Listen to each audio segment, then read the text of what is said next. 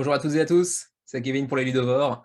20e épisode du menu crowdfunding, ça fait donc un peu plus de 4 mois qu'on s'est lancé dans cette petite aventure hebdomadaire, vous et moi. Vous êtes de plus en plus nombreux, ça nous fait évidemment très plaisir. Bon, sur cette 21e semaine, on part sur une semaine un peu plus légère. On est un petit peu moins chargé en nouveaux projets vraiment intéressants comparativement à la semaine passée, ou même aux semaines qui vont venir bientôt également. Donc une semaine relativement légère, ce qui nous permettra certainement de faire un épisode un petit peu plus court que les deux précédents qui étaient revenus sur des formats près de 2 heures, qui étaient un petit peu longs, un petit peu fastidieux à faire. Allez, sans s'appesantir plus longtemps, on va passer sur le petit point de la chaîne habituelle avant d'entrer un petit peu dans le vif du sujet. Le petit détour du côté de la chaîne, donc, avec 26, 27 nouveaux abonnés depuis la semaine dernière. Donc, bon, on reste sur un rythme de croisière assez équivalent aux semaines précédentes. On continue à voir les chiffres de vues augmenter d'une semaine à l'autre très légèrement, mais c'est progressif, c'est plutôt bien. Rien de très spécial à dire ma foi cette semaine, si ce n'est que, pour, ceux d'entre vous qui se demandent où est passé Xavier, ou même pour ceux d'entre vous qui ne le connaîtraient pas, parce que vous ne m'avez vu que moi uniquement, jusqu'à présent. Eh bien Xavier est revenu enfin, de son voyage et de son confinement, post-voyage ici, au Japon. Et donc il va pouvoir nous faire une vidéo normalement dans la semaine qui vient. Reste à voir un peu s'il a réussi à organiser un petit peu matériellement, son appart, ses caméras et cetera comme il l'entend. On verra bien s'il réussit à vous pondre une vidéo dans la semaine prochaine, mais en tout cas, ça devrait venir incessamment sous peu. Sur ce, on va passer directement à la vidéo de la semaine avec maintenant, vous en avez l'habitude, hein, je vous le mets, sur le côté maintenant, les 4 points habituels avec donc le suivi des projets en passant d'abord par ceux qui ont été éventuellement annulés s'il y en a, le suivi des projets des semaines précédentes et enfin une double partie de nouveaux projets avec d'abord les mentions honorables parmi les nouveaux projets et enfin les sujets un peu plus intéressants, les nouveaux projets un petit peu plus intéressants selon moi cette semaine. On est parti. Seul projet annulé de la semaine, Collab, 440 contributeurs. Je l'avais présenté la semaine dernière, un projet relativement intéressant avec une direction artistique plutôt séduisante également, des mini assez jolis, un gameplay qui avait l'air relativement intéressant, mais qui n'a pas su attirer suffisamment de monde, à ses yeux en tout cas, hein, selon l'éditeur. 440 contributeurs, c'est pas non plus ridicule. On était encore assez loin du financement, mais sur une première semaine, ça restait largement faisable, hein. Ça aurait très certainement financé à terme, mais ils ont préféré annuler pour revenir un petit peu plus tard, après avoir effectué une légère refonte au niveau de la campagne. Et c'est vrai que en termes de potentiel d'attraction, ce jeu devrait pouvoir faire mieux que ce qu'il a fait sur cette première semaine de campagne, qui est donc la dernière, puisqu'ils reviendront dans quelques temps avec une nouvelle refonte de la campagne, disons. Voilà pour Collab qu'on reverra très prochainement. Voilà, c'est le seul jeu annulé de la semaine, donc on passe directement au suivi des projets. Premier projet de ce suivi, il s'agit de Hagemonia, 1350 la semaine dernière, plus 250 cette semaine pour arriver à 1575 environ contributeurs à 4 fins à 4 jours de la fin de la campagne, hein, pour ce projet qui nous vient du Danemark, de l'éditeur de Eclipse, un jeu qui s'inscrit un petit peu dans la veine des jeux d'aventure tels que du Seigneur des Anneaux, Voyage en Terre du Milieu par exemple, hein, avec énormément de races variées, dans comment dire, un univers d'epic fantasy très coloré, coloré mais assez froid en termes de direction artistique. Donc un jeu qui fait plutôt un joli succès, même si on aurait pu s'attendre à un tout petit peu mieux, mais ceci dit, les 4 jours de la fin de la campagne devraient apporter le boost habituel. On sait bien que les 3-4 derniers jours sont généralement là où on se fait un petit peu la cerise sur la fin de campagne. Les 2 premiers jours, les 3 derniers jours environ, c'est là où on encaisse le plus de contributeurs. Donc j'imagine qu'on devrait atteindre environ 2000 contributeurs d'ici la fin de la campagne. Allez voir la vidéo d'il y a 2 semaines si vous voulez plus de détails concernant le gameplay, etc. En termes de stretch goal, on a juste quelques items qui sont venus s'ajouter à ceux déjà présents dans le jeu, ainsi que quelques nouvelles miniatures de personnages, donc d'adversaires, qui sont donc les Corallian Shiver Officers, hein, qu'on affrontera donc au cours de notre aventure. Certainement un nouveau héros qui arrivera avant la fin de la campagne, quelques nouvelles illustrations, peut-être un monstre supplémentaire. On a encore pas mal de choses à débloquer et comme les derniers jours devraient amener leur lot de backers supplémentaires, on devrait arriver certainement à avoir quand même pas mal de stretch goals intéressants supplémentaires, dont un nouveau scénario par exemple ici. C'est tout ce que je peux vous dire à propos d'Hagemonia à 4 jours de la fin de la campagne. Dernière semaine donc pour ce projet, si vous voulez en être, allez-y, attention, pas de version française ceci. 840 contributeurs la semaine dernière, 940 cette semaine, donc plus 100 pour EOS Island of Angels, qui nous provient donc de King Raccoon et Grey Fox Games. On l'avait dit la semaine dernière, et il y a 2 semaines, un gameplay qui a l'air intéressant, une DA assez soignée, assez jolie. Mais bon, attention, Grey Fox Games, King Raccoon, c'est souvent un petit peu en retard, mais ceci dit, ça a l'air plutôt sympa. Pas de version française, ceci. On continue avec The Artemis Odyssey, qui était à 900 la semaine dernière, 935 cette semaine. On est sur des chiffres vraiment, comment dirais-je, comparables à ceux de EOS juste avant. À 4 fins de la jour de... À 4 jours pardon, de la fin de la campagne, pour ce projet qui nous vient de 2 auteurs français, mais qui ne bénéficie pas malheureusement d'une version française, en tout cas pour l'instant. Je ne doute pas qu'on aura certainement droit à une version francophone dans les années à venir, mais on peut quand même se demander pourquoi on n'a pas le droit à une version française d'un jeu pourtant réalisé par 2 Français. Mais bon, bref. On continue avec 11, Football Manager Board Game, donc en provenance de Portal Games, donc la boîte de Ignacy Trzewiczek, hein, l'auteur de Robinson Crusoe, entre autres, qui nous vient cette fois-ci avec ce jeu de management de football, d'un club de football.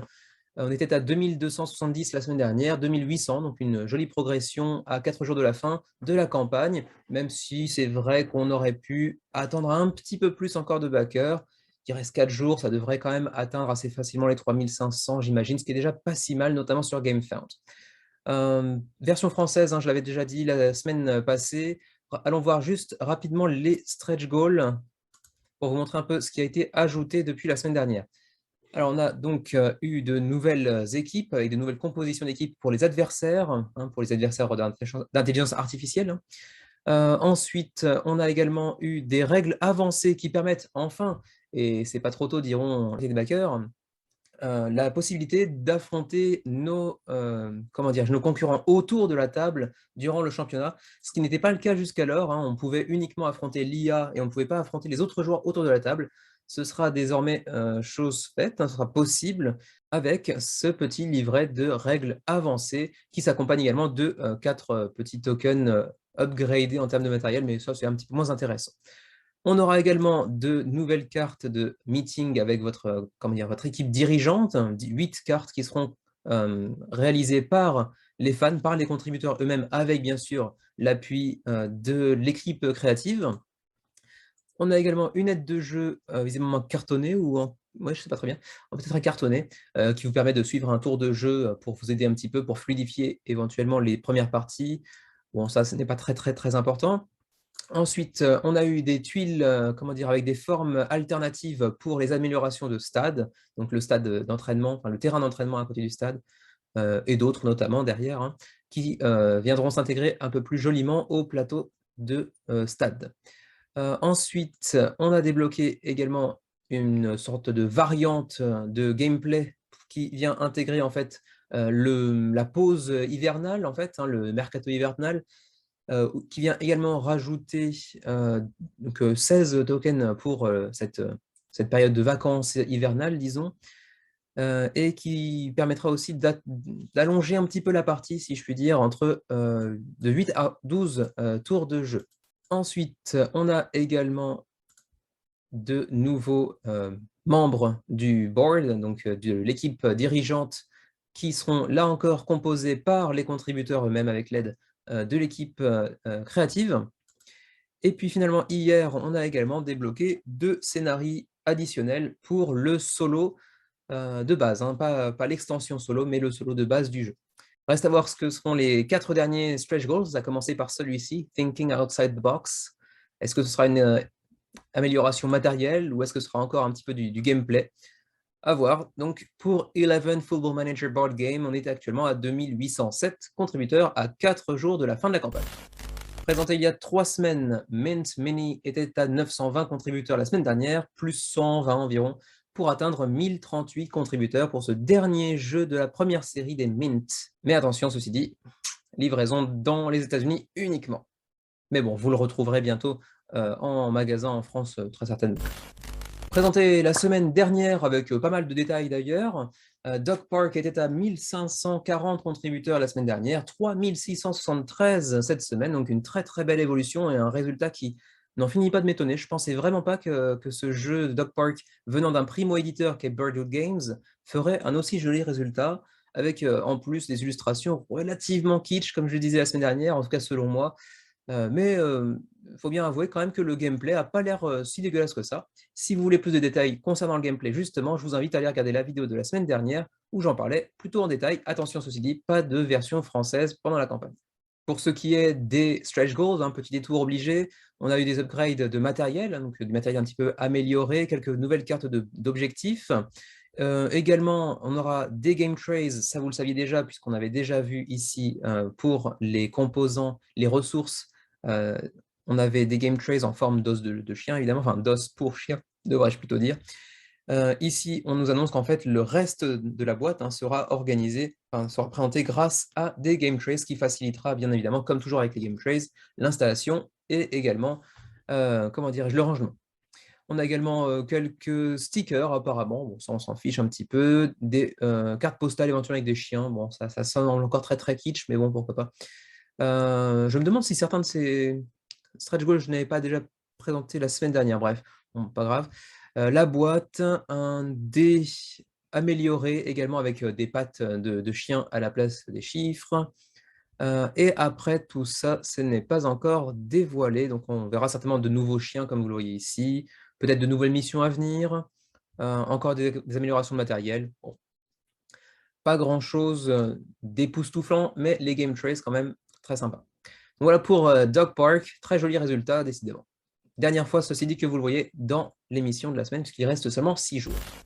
Présenté il y a 2 semaines, SoulForge Fusion a fait un plus 200 contributeurs pour arriver à 1563 à 6 jours de la fin de la campagne. Donc là encore, dernière semaine où vous verrez SoulForge Fusion dans l'émission. Petit rappel important pour ceux qui n'auraient pas vu la vidéo d'il y a 3 semaines, d'il y a 2 semaines, mais ni même de la semaine dernière d'ailleurs. SoulForge Fusion est uniquement distribué aux États-Unis durant la campagne. Donc malheureusement, si vous êtes en Europe ou ailleurs d'ailleurs, c'est pas pour vous pour l'instant en tout cas. À voir si ça trouvera un jour le chemin de nos magasins en Europe ou en Asie pour ce jeu qui reprend un petit peu dans l'idée Keyforge et qui va certainement le remplacer, même si je ne rentrerai pas dans les détails là-dedans. Keyforge a l'air d'être plus ou moins fini, en gros. On verra. On entre également dans la dernière semaine de campagne pour Limbo avec sa version 1.5 légèrement revue et corrigée. On était à 1230 environ contributeurs la semaine dernière, donc là on est sur une très très légère augmentation pour atteindre 1263 contributeurs pour ce jeu présenté il y a 3 semaines déjà. Lui qui avait déjà connu une campagne il y a environ 1 mois et demi, mais qui avait été annulée. Donc très très gros jeu en termes de plastique, on est chargé. Des très très jolies miniatures, ça il faut bien le dire. Le jeu avait des très très bons retours d'après les critiques BGG, même s'il souffrait d'un livret de règles assez mal écrit apparemment. Ce que vient corriger vraisemblablement cette version 1.5. À vous de voir, si vous êtes amateur de miniatures et de peinture de miniatures éventuellement, ça pourrait être un vrai plaisir pour vous. Et en plus, le gameplay a l'air sympa. On continue avec Relics of Rajavihara, toujours aussi difficile à prononcer, et son extension Montallo's Revenge.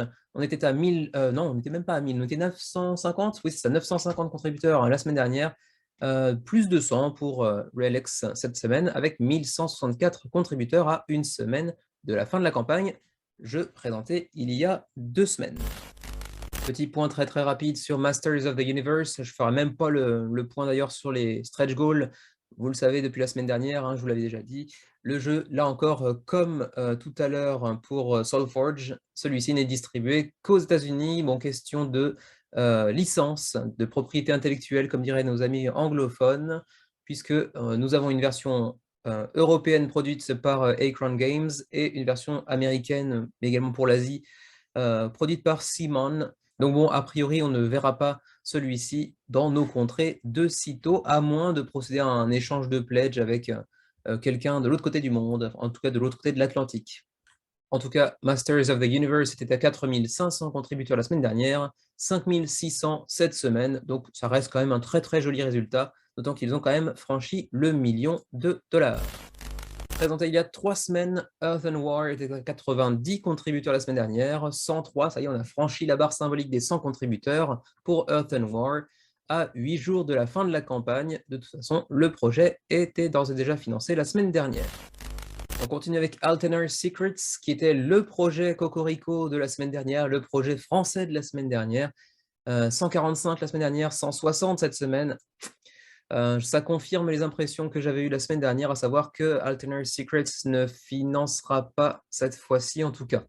À moins d'un énorme retournement de situation, si vous ne passez pas la première semaine, au moins la première moitié de votre seuil de financement, c'est que vous ne financerez pas. Là, j'ai plus que de forts doutes concernant le financement d'Altenar Secrets sur cette seule campagne, à moins d'un gros retournement de situation.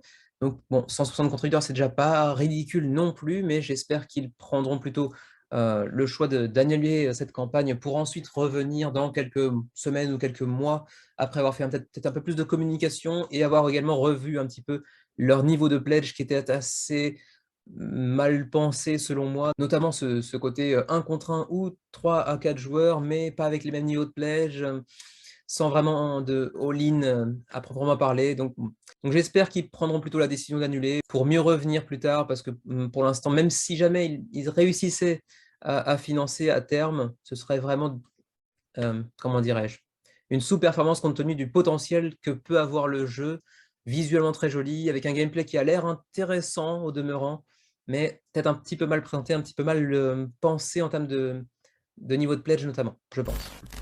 On continue avec Handball Tournament, présenté la semaine dernière également, 130 contributeurs la semaine dernière, 193 cette semaine, à 11 jours de la fin de la campagne pour ce jeu de confrontation de 2 à 4 joueurs, qui ressemble là encore un petit peu du Magic en termes de visuel, où vous allez utiliser donc plusieurs types de sorts, notamment, pour combiner et vaincre votre adversaire. Rien de très révolutionnaire là-dedans, mais bon, c'est joli, ça a l'air relativement efficace et c'est relativement court, donc pourquoi pas après. Suivant avec Tournament Fishing, qui malgré la polémique depuis quelques semaines sur BGG, réussit quand même à atteindre 80 nouveaux contributeurs et à arriver à 925 contributeurs.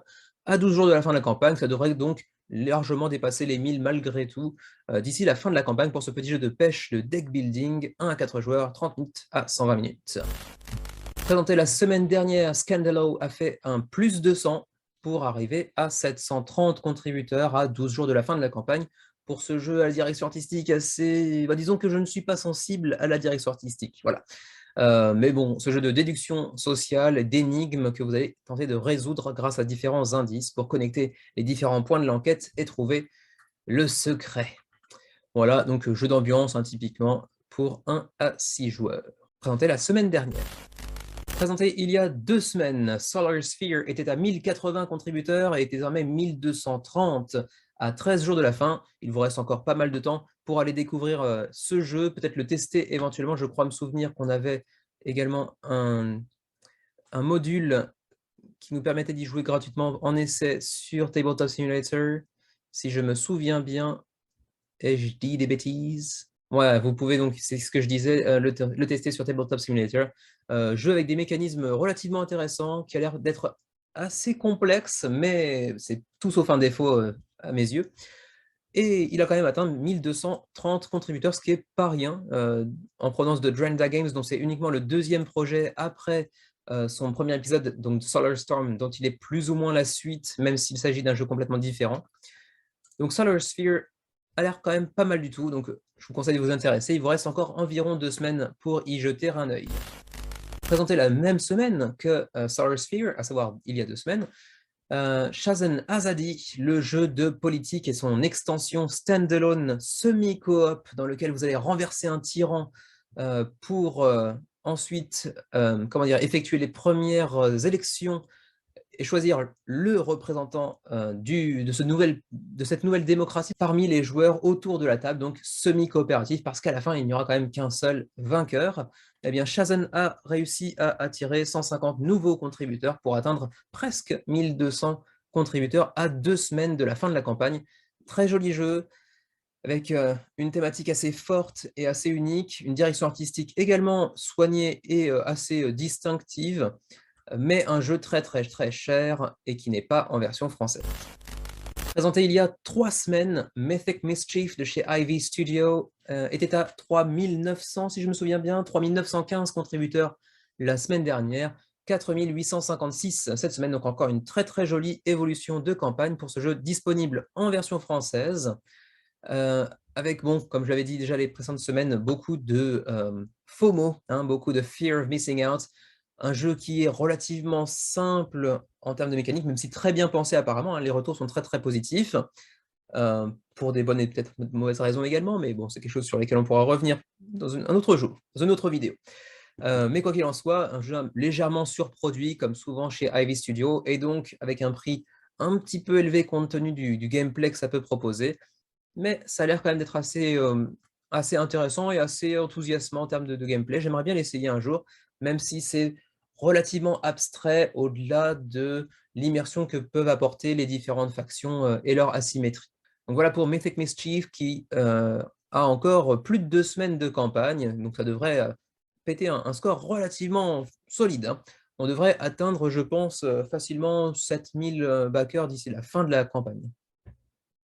Voilà pour Mythic Mischief. 45 la semaine dernière, 122 cette semaine. Jolie progression en termes de contributeurs pour Recast, mais qui reste sur des effectifs relativement maigres, ce qui est assez logique, c'est le premier jeu de A World Gone Mad, un jeu d'ambiance qui plus est, dans lequel on vous propose de refaire des films, de faire des remakes de films connus, avec des acteurs totalement différents, en défendant votre point de vue sur le choix que vous avez opéré concernant ce nouveau casting.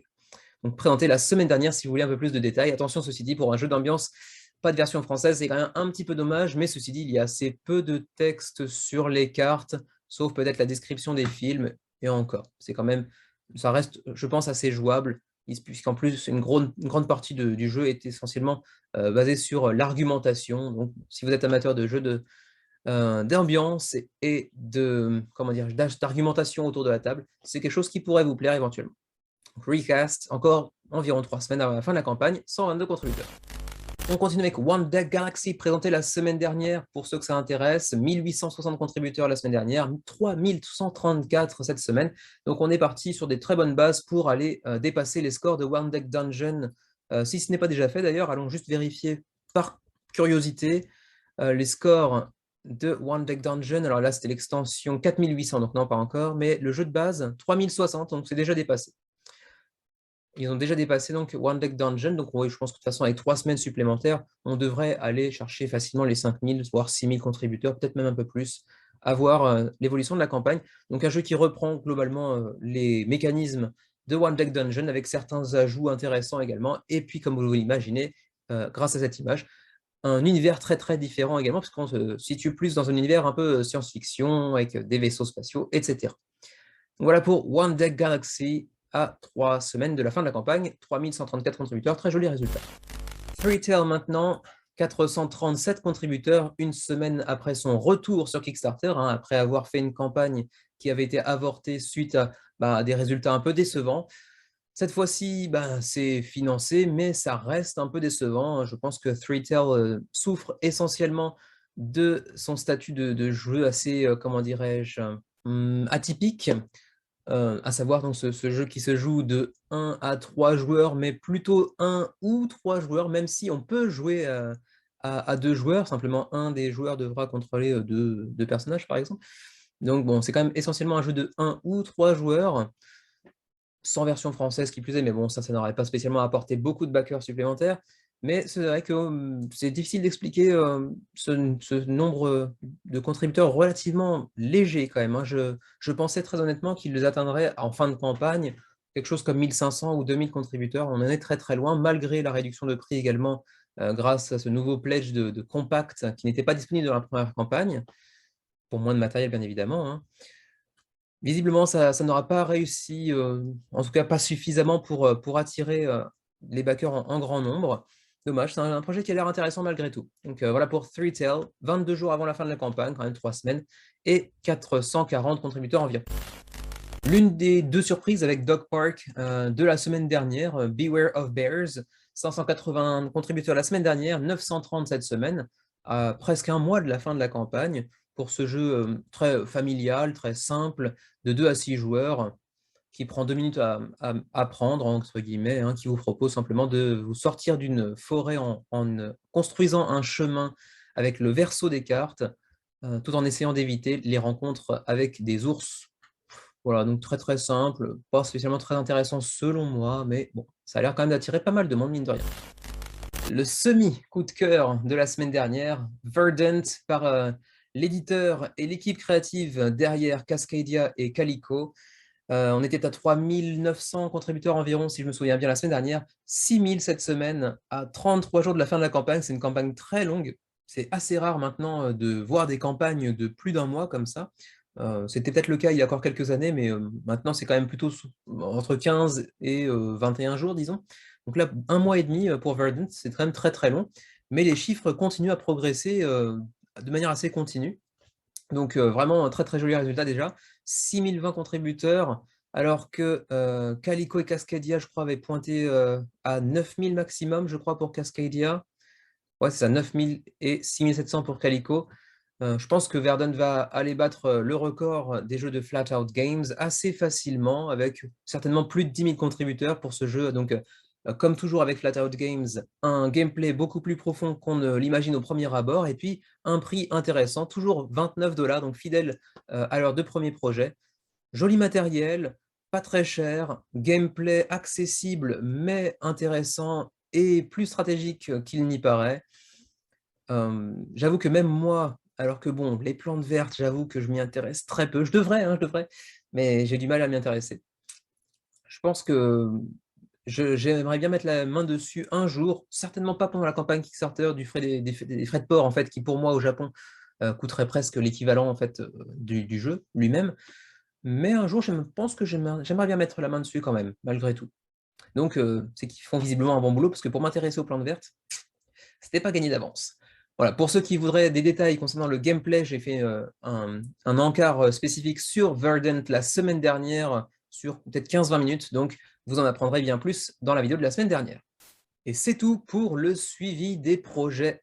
On va pouvoir maintenant entrer dans les mentions honorables parmi les nouveaux projets de la semaine.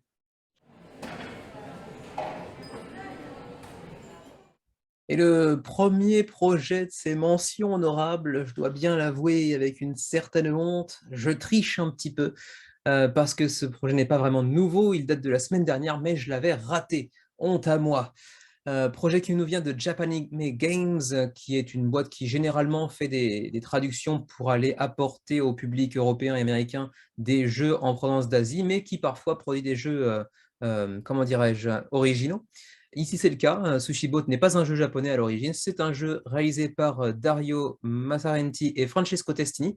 Francesco Testini qui n'est pas non plus un inconnu, puisque c'est celui notamment qui est derrière récemment Momiji, ou encore plus connu Tang Garden, qui avait fait des très, très jolis résultats sur Kickstarter également. Mais également très prochainement, chez Matago, sortira le jeu visuellement très très beau, qui s'appelle Murano, si je me souviens bien. Murano, voilà, sur les verreries de Murano, qui a l'air visuellement magnifique. Donc quand même pas rien, c'est quand même un auteur assez connu qui vient nous faire ici un jeu relativement simple et abordable, abordable en termes de gameplay, parce qu'en termes de finance, c'est autre chose. Alors voilà, gameplay, bon, c'est un petit jeu de 2 à 5 joueurs pour 8 ans et plus, donc très accessible, très familial, pour des parties de 30 à 75 minutes, bon, on va dire 1 heure environ, un peu moins d'1 heure peut-être, qui vous propose de manger tout un tas de sushis sur une base de mécanique, de memory, on va dire. Vous allez devoir mémoriser autant que possible les sushis que vous aurez déjà mangés et faire une sorte de set collection, donc de collection de différents sushis pour pouvoir marquer un maximum de points tout en gardant, si possible, un maximum d'argent en main à la fin de la partie, puisque ça comptera également éventuellement pour départager les égalités. Il y aura également tout un tas de petites actions uniques via les membres du staff que vous pourrez aussi, comment dirais-je, invoquer, si je puis dire. Avec ici comme principale originalité et intérêt, peut-être ce plateau, qui est à la fois le truc le mieux réalisé dans le jeu, le mieux réalisé peut-être pas quand même, mais le plateau est véritablement un plateau rotatif, hein. Vous n'avez qu'à insérer de nouveaux sushis pour en fait faire tourner les sushis autour de la table, hein, comme dans un restaurant de sushis classique au Japon. Ceci dit, c'est également certainement ce qui fait gonfler assez largement le prix du jeu. puisque ce plateau, donc, qui a été certes très bien pensé, et les jetons de sushi qui sont également très joliment réalisés. D'ailleurs, je me demande dans quelle matière ils étaient. Sushi plates. Je me demande si c'est pas des simili jetons de poker. Visuellement, ça avait l'air de ressembler un petit peu à ça. D'ailleurs, c'est rangé comme ça également. Bon, je ne sais pas très bien, pour ce qui est des jetons en tout cas. Mais par contre, oui, je disais, le prix va rapidement arriver sur des hauteurs insoupçonnées, à savoir 60 $. 60 $ pour un jeu familial sur le fait de manger des sushis au restaurant, c'est quand même très très cher, même si le plateau est très bien réalisé, même si le matériel a l'air satisfaisant également, c'est quand même très très cher, ce qui explique en partie aussi que malgré le thème japonisant, on reste à 515 contributeurs entre guillemets seulement. Après, j'arrive pas à le dire, Japanime Games fait rarement des énormes scores, même s'il il a pu leur arriver de dépasser les 2000 contributeurs. Mais là, c'est vrai que 60 $ pour un jeu de ce genre, plus frais de port, évidemment, ça reste un petit peu cher. Alors, pour les frais de port, rapidement, voilà les frais de port. Pour Canada, vous serez à 12 $, 16 pour l'ensemble de l'Europe et pour le Japon également d'ailleurs.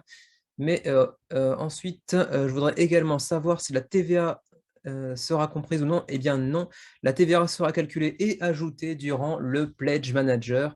Donc en gros, ça fera ça de plus à sortir. Donc on arrive très facilement à un jeu qui, tout compris, atteindra pas loin de 90 €, j'imagine. Pour un jeu familial sur les sushis, c'est quand même très très cher. Voilà pour Sushi Boat, pas inintéressant au demeurant, mais quand même très très cher pour ce que c'est. Notez toutefois, même si maintenant, sur les bons conseils que j'ai pu recueillir sur Quoud, j'écris désormais dans le coin de la vidéo s'il y a une version française ou non. Donc notez-le, cette fois-ci, oui, il y a une version française pour Sushi Boat. On continue avec Quests and Cannons de Risen Islands, en provenance de Short Hop Games, leur premier projet, première création de Short Hop Games. Et il s'agit en fait d'une jolie petite histoire, puisqu'en fait, c'est un jeu réalisé par un couple. Voilà, ici, Eric Geller et sa femme Shannon Geller. Eric étant lui-même un gamer de longue date, alors que Shannon s'y est mis récemment, et donc ils ont des niveaux de jeu bien évidemment différents, puisque Eric aime les jeux un peu experts, alors que Shannon est plutôt jeux, comment dirais-je, de gateway, comment dire en anglais, donc des jeux d'entrée de gamme plus légers, disons, en termes de stratégie, et ils avaient des difficultés pour trouver des jeux sur lesquels ils pourraient jouer ensemble, et ils ont décidé d'en faire un eux-mêmes, qui leur permettrait de trouver un petit peu ce juste milieu entre jeux un petit peu heavy et jeux très accessibles. Et en gros, c'est ce qu'ils ont réussi à réaliser avec Quest and Cannons. Enfin, ce qu'ils ont réussi à réaliser théoriquement parlant, hein. Je n'ai pas joué au jeu, mais c'est vrai que ça a l'air d'être un jeu simple d'accès, facile d'accès, mais avec une certaine dimension comment dire, stratégique pas inintéressante. Alors, on est sur un jeu de 1 à 6 joueurs, donc avec un vrai mode de jeu solo apparemment. On est sur des parties de 20 minutes par joueur, si je peux lire, c'est quand même très très petit ici. Je crois que c'est ça, hein, 20 minutes par joueur. Donc disons entre allez, 40 minutes et 1 h 30 selon le nombre de joueurs. Et pour 14 ans et plus, même si apparemment vous pourrez certainement jouer à plus jeune que ça, hein, peut-être 12 voire même 10 ans si les enfants en question ont déjà un petit peu d'expérience derrière eux. Alors, il s'agit d'un jeu essentiellement de navigation enfin, sur une carte que vous avez pu apercevoir voilà, ici avec votre vaisseau. Vaisseau qui sera lui-même doté de pouvoirs légèrement asymétriques selon la faction que vous allez pouvoir choisir. Et sur ce plateau qui sera modulable et modulaire selon le nombre de joueurs qui prendront part au jeu, eh bien, il y aura des tuiles différentes qui viendront s'ajouter, comme vous le voyez ici, au plateau central. Donc on aura essentiellement du déplacement au sein de cette grille centrale pour aller découvrir les îles qui ont émané de la surface de l'océan dans le lore de ce jeu pour aller les explorer. Il y aura donc du pick-up and deliver également, donc une sorte de livraison après avoir cherché un item, le ramener ailleurs. On aura également la possibilité d'attaquer les adversaires, les concurrents autour de la table. On pourra également faire des petits arrêts au port pour upgrader son navire. Vous avez déjà vu d'ailleurs ici, chaque joueur recevra en début de partie un plateau individuel à double épaisseur qui lui permettra d'aller améliorer son navire, mais également d'y stocker les diverses choses qu'il a pu trouver avant de pouvoir les livrer ailleurs, par exemple. En termes de direction artistique, c'est pas vilain, mais c'est pas magnifique non plus. Ça reste assez classique. Pour un premier jeu d'une équipe très réduite à un petit budget, c'est pas si mal, même si c'est pas non plus quelque chose qui vend du rêve, on va dire. Le pledge de base, pour avoir le jeu en physique, il vous coûtera 60 $. Ici, le Hero of Mirheim. Donc pour 60 $, vous aurez donc 6 plateaux à double épaisseur individuelle, ensuite 9 tuiles de champions, donc pour 4 factions, 4 races, les Dwani, les Delves, les Porks et les Goblins. Chacune de ces factions possédera également des spécificités, une certaine asymétrie de l'une à l'autre. Des standees à la place de miniatures, ce qui n'est pas forcément un mal. Bon, c'est moins joli sur la table, mais c'est beaucoup moins cher. Pour un jeu qui, ceci dit, 60 $ est déjà relativement dans le haut de panier en termes de prix d'accès pour un jeu relativement simple. Ensuite, on aura des vaisseaux bon, qui ne ressemblent pas tellement à des vaisseaux, il faut bien être honnête, hein, c'est des petits bouts de bois avec un trou au milieu, mais bon. Ensuite, quelques petits tokens par-ci par-là, quelques dés, quelques petites tuiles, des petites tuiles d'amélioration également, mais bon, en termes de matériel, c'est pas extraordinaire, et c'est peut-être là que le bas blesse un petit peu, c'est un poil cher pour ce que c'est en termes de matériel pur. Au-delà de ça, pour un petit projet d'un mari et sa femme, c'est quand même assez sympa, c'est original, c'est pas vilain visuellement parlant, et ça peut être un jeu un peu un bon entre-deux, entre un jeu gamer et un jeu plus, comment dirais-je, facile d'accès. Ah oui, d'accord, il y aura un insert, bon, rien, c'est pas un game found, enfin, pas un game trace, je me mélange les pinceaux, apparemment, mais bon, ça devrait faire l'affaire. On aura éventuellement possibilité d'aller chercher un pledge supplémentaire à 100 $, qui cette fois-ci se raccompagnera d'un tapis de néoprène qui remplacera en partie le plateau central, mais également des pièces de métal. Là, visuellement, j'espère que c'est pas ce qui attendra les backers, parce que si ça, c'est des pièces de métal, ça ressemble vachement à celles qu'on pourrait trouver en carton de qualité assez moyenne. Donc à voir, je pense pas que ce soit celle-ci qu'on pourrait avoir. Bref, des dés vachement plus jolis. Ça, c'est vrai qu'ils sont très très jolis, très beaux. Voilà pour les différents pledge levels. Le shipping pour le Canada, on est sur du 22 ou 30. En Europe, 16 ou 22, un petit peu moins cher. Donc voilà, un petit peu moins cher encore d'ailleurs pour l'Asie, ce qui est assez rare, sauf si ça dépend, c'est peut-être la Chine seulement. Oui, c'est la Chine seulement, d'accord. Pour le Japon, ce serait 29,40, donc oui, c'est plus cher, évidemment. De toute façon, je ne m'intéressais pas spécialement au jeu, mais bon, par curiosité. Donc voilà pour Quest and Cannons, un joli petit projet, un petit peu familial, disons, qui n'est pas non plus extraordinaire, mais qui n'est pas vilain, qui n'est pas dénué d'intérêt. 476 contributeurs à 21 jours de la fin de la campagne.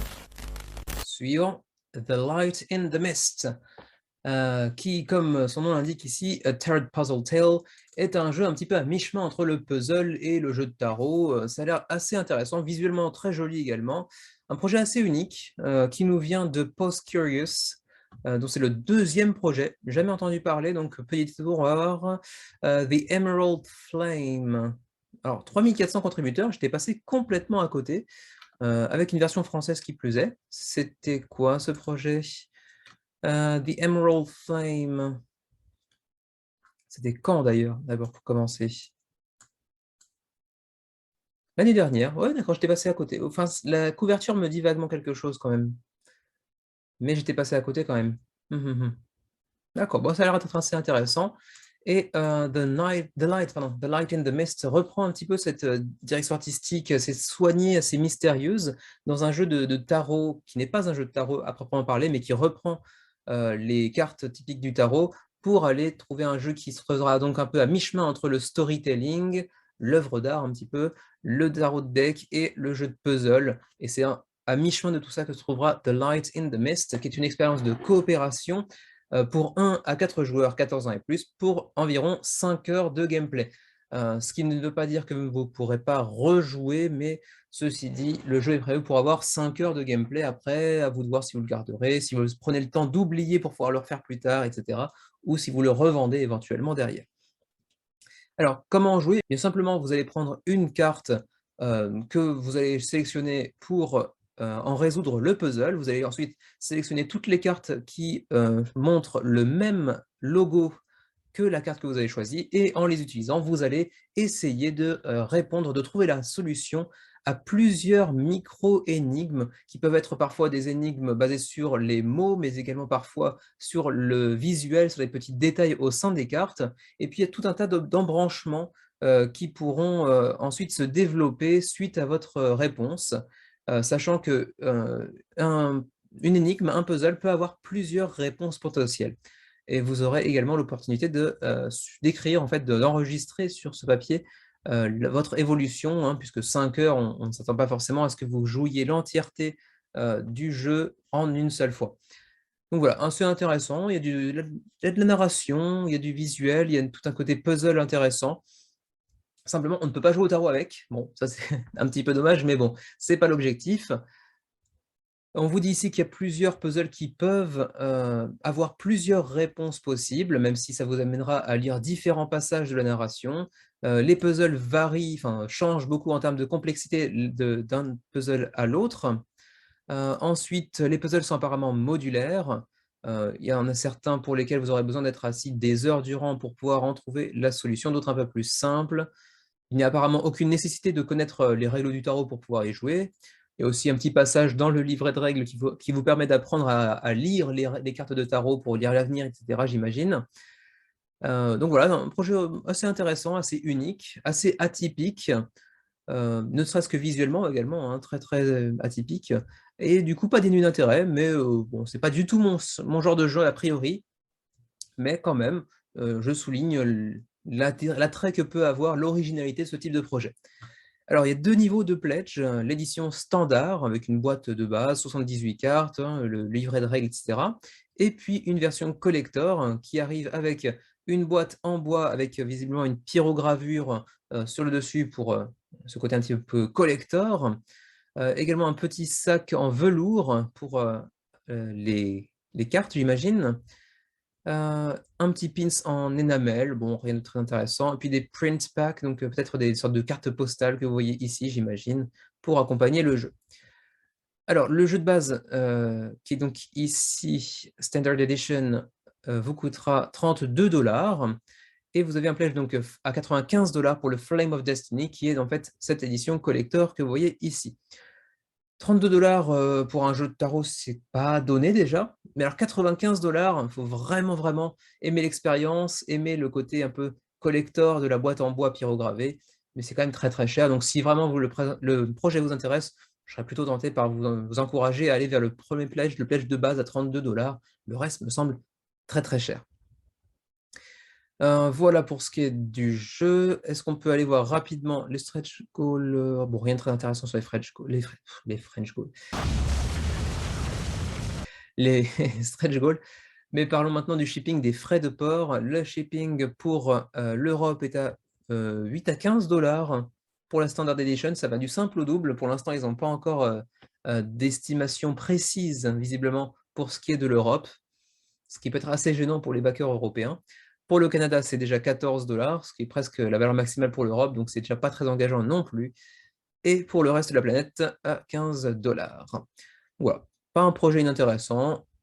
Au-delà de ça, je suis pas persuadé que ça intéresse une grande partie des amateurs de la chaîne qui sont plutôt vraiment, jeux de société à proprement parler, ce qui est mon cas également. Mais bon, ça reste un projet intéressant et unique. Donc voilà, The Light in the Mist, 25 jours avant la fin de la campagne, 1465 contributeurs, mine de rien.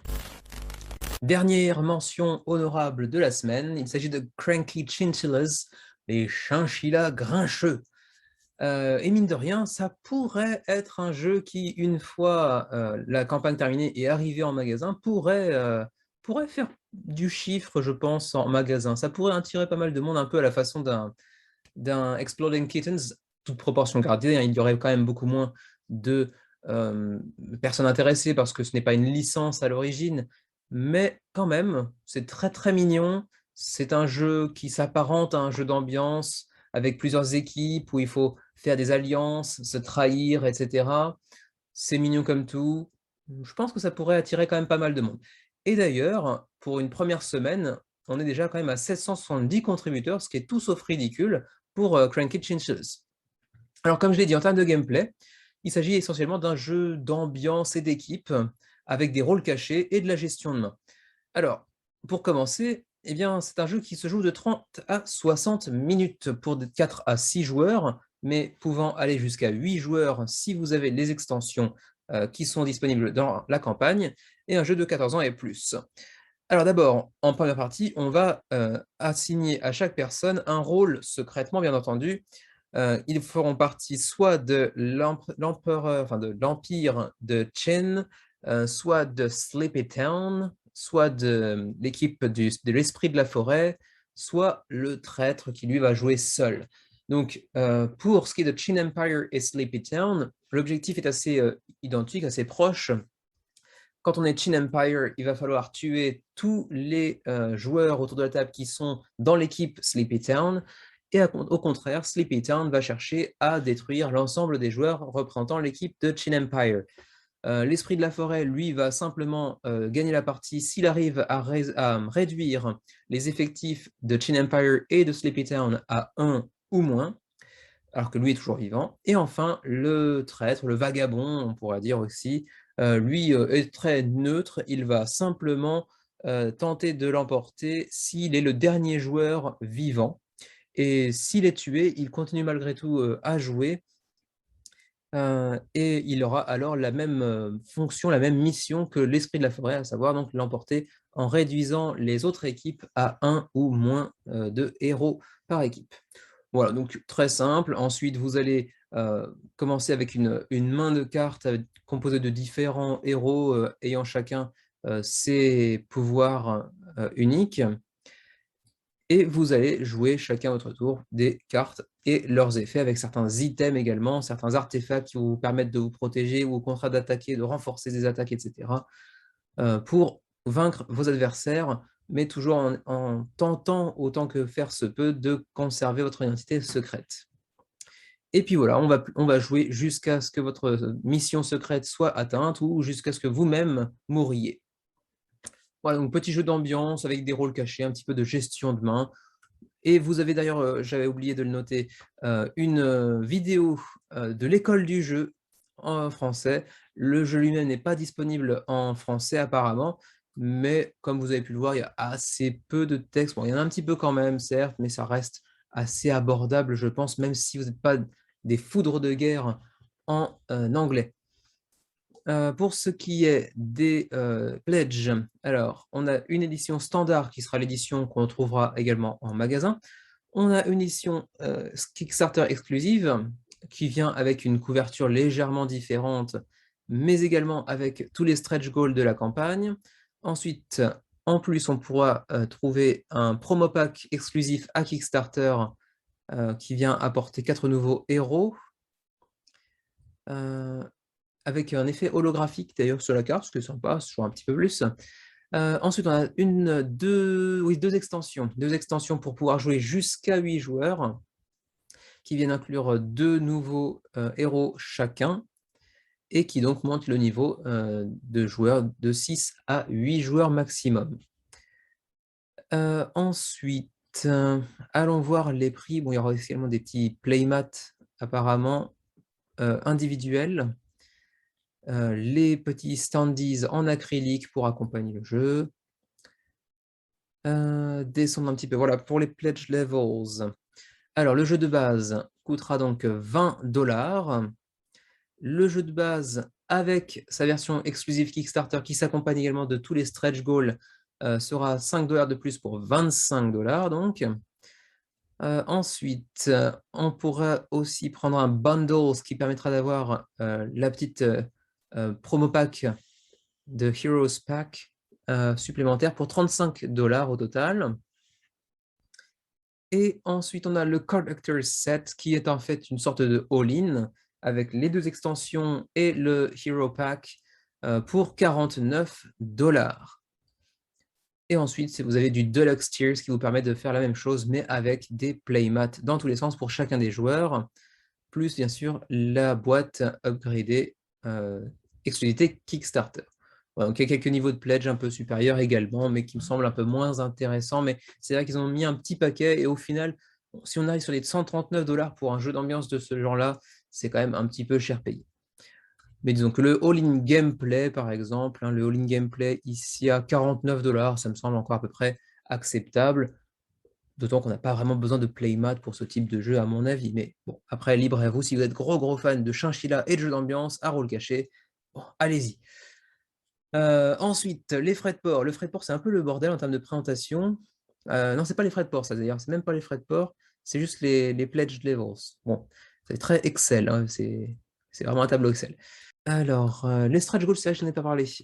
Donc, le funding goal atteint dans les 24 premières heures. Donc, on aura une carte avec le holo foil, donc les petits effets de surbrillance. Une nouvelle carte d'action, la finition au lin qui n'est pas encore débloqué, mais ça devrait arriver prochainement. On a aussi quelques petits stretch goals qui sont des social stretch goals, hein, les likes sur Facebook, les shares sur Facebook, etc. Et donc maintenant le shipping, on y vient. Alors le shipping pour le Canada, ça va de 16 à 25 selon le pledge que vous allez sélectionner.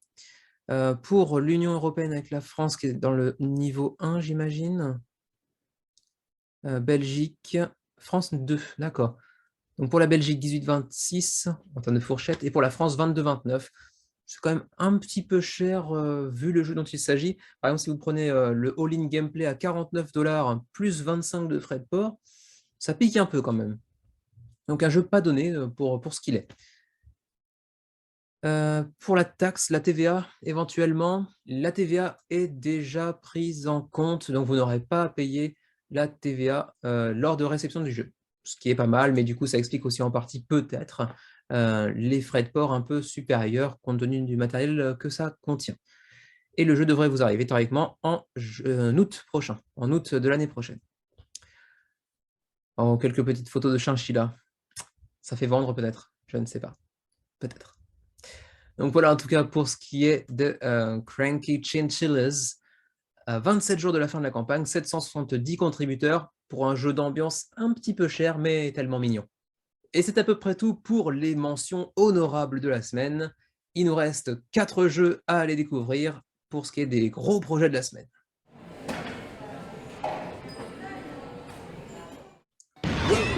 Et voilà, changement d'accoutrement. J'ai pas eu le temps de terminer la vidéo hier soir, donc du coup je m'y remets un petit peu aujourd'hui pour terminer sur les gros projets de la semaine.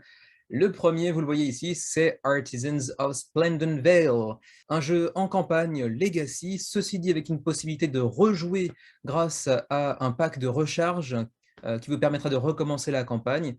Il s'agit donc d'un jeu de coopération dans lequel vous vous êtes placé dans un univers un petit peu féerique, un petit peu fantasy, dans lequel un événement astronomique, une sorte de pluie de météorites, a modifié un petit peu toute la vallée de Splendid Vale. Et en fait, comment dirais-je, attiré tout un tas de personnes qui se sont regroupées pour construire un village en coopération entre divers artisans.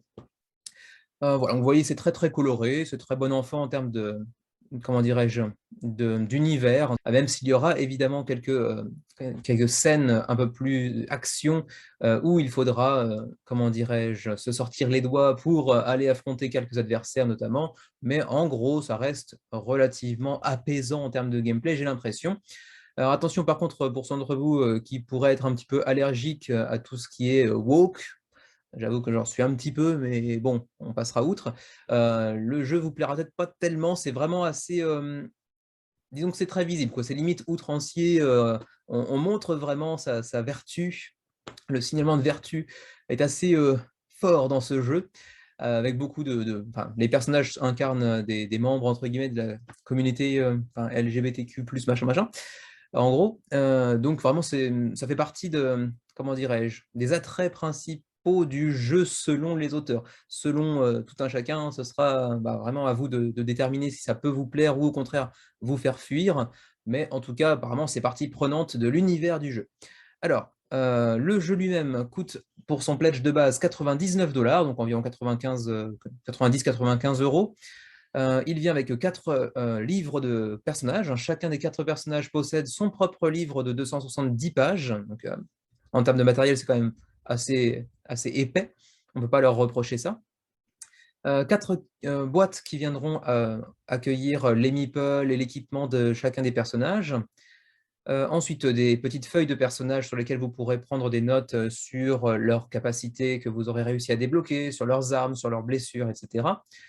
Ensuite, bon, pas mal de petits meeples, un livre d'action qui vient remplacer en fait le plateau, hein. Chaque page viendra apporter une nouvelle scène d'action selon l'évolution de votre campagne, hein, parce qu'il s'agit d'un jeu en sandbox, donc en bac à sable, hein. Vous êtes très très libre de vos choix, donc chacun de vos choix viendra impacter la narration au fur et à mesure de votre aventure. Ensuite, on a des dés qui sont plutôt jolis, assez marbrés, j'ai l'impression aussi. Une boîte qui va venir accueillir l'ensemble des 217 cartes que vous pouvez entrevoir en partie ici. Il y aura également des stickers apparemment. On aura également une map, une carte du monde de Splendid Vale, repliable. Une autre boîte encore pour inclure tout ce qui est token. Donc en termes de matériel, on est quand même assez fourni. De ce point de vue-là, 99 $, c'est pas spécialement exagéré, c'est pas donné du tout, hein, attention, mais c'est pas non plus c'est pas trop excessif compte tenu du matériel qu'on y trouve en tout cas. Voilà. Ensuite, bon, de quoi s'agit-il? On vous dit rapidement ici. Une aventure coopérative dans le monde de Splendid Vale, dans lequel vous allez incarner un des 4 personnages que vous voyez ici, chacun ayant sa propre spécialité et ses propres comment dire, capacités. Ensuite, on vous propose d'aller expérimenter des histoires vraiment individuelles au fur de votre aventure, sachant que certains d'entre vous pourront éventuellement prendre un chemin différent des autres pour pouvoir ensuite se regrouper par la suite. Donc, il y a moyen de vivre sa propre aventure au milieu d'un groupe de camarades, en gros, hein. Ensuite, il vous faudra coopérer pour vaincre certains challenges et certains adversaires. Apparemment, on voit qu'il y a un petit peu de combat également avec des monstres. Et puis, on pourra également y rejouer avec le pack de recharge que vous voyez ici, même s'il faudra ajouter un petit peu d'argent aussi pour pouvoir le faire. Ensuite, on pourra upgrader et modifier un petit peu l'apparence de son personnage aussi via différents stickers, différents items. On vous stipule ici que c'est un jeu en bac à sable, donc une grande liberté de gameplay. La campagne qui dure environ 50 heures si l'on veut vraiment tout faire. Après, bon, là, c'est le petit encart diversité centré. Donc, on vous dit qu'on a mis en avant des gens, des queers, des trans, des people of color, donc QTPOC, c'est donc queer, trans et gens de couleur, en gros. Donc, vraiment, c'est très, très, très woke. Ensuite, on a eu quelques stretch goals déjà débloqués, puisque j'ai oublié de le mentionner en début d'intervention, mais on a déjà 1120 contributeurs à 13 jours de la fin de la campagne, ce qui est déjà pas si mal. Donc, les stretch goals débloqués d'ores et déjà, on aura notamment ici un book slipcase, donc une sorte de étui pour accueillir les 4 livres de personnages. Ensuite, on aura des upgrades de matériel variés, notamment pour la petite boîte qui viendra accueillir toutes les cartes, par exemple, une nouvelle aventure, de nouvelles interludes, des petits crayons de bois, crayons de papier, pour prendre des notes pour chacun de vos personnages, à l'effigie des personnages d'ailleurs. Donc quelques upgrades, des marque-pages également. Il y en aura d'autres à venir, bien évidemment, vous vous en doutez. Si vous voulez le pack de recharge pour pouvoir recommencer la campagne une fois terminée, il faudra ajouter 15 $. Bon, 15 $ pour pouvoir refaire un jeu de cette somme en plus, à 99 $ de base, c'est quand même plutôt agréable de pouvoir le faire. Après, est-ce que ça coûte véritablement 15 $ de refaire un pack de recharge? Ça me semble un petit peu cher pour un pack de recharge, mais bon. Au-delà de ça, notez d'ailleurs, je m'en rappelle maintenant en voyant le petit logo d'ici de Renegade Exclusive, que le jeu ne sera pas disponible dans le commerce apparemment, mais uniquement sur le site de Renegade Games, donc d'où le Renegade Exclusive que vous voyez ici. Donc il sera un petit peu plus difficile à obtenir, peut-être notamment en Europe et en France, une fois la campagne terminée, une fois le jeu arrivé dans les mains des backers. On le trouvera assez difficilement dans les magasins ou sur Philibert peut-être notamment. Ça me semble plus compliqué. Ensuite, vous avez un all-in. Alors, le all-in ne rapporte rien de plus en termes de gameplay que ce que proposait le pledge à 114 $. Seulement, il vient ajouter 3 petites peluches que vous voyez un petit peu plus grand ici. Mais bon, là, ce ne sont que des dessins, des illustrations. Bon, je n'ai pas d'idée à quoi elles ressembleront une fois réalisées véritablement. 29 $ la peluche, 79 si vous les voulez toutes. Ou alors, prenez simplement le all-in si vous êtes vraiment fan des peluches pour payer un petit peu moins cher à l'unité, en gros. Ensuite, On vous présente rapidement les personnages. Bon, là, encore une fois, c'est très, très, très woke, hein. On vous met des pronoms différents pour chacun des personnages. Bon, alors qu'au final, on s'en fout.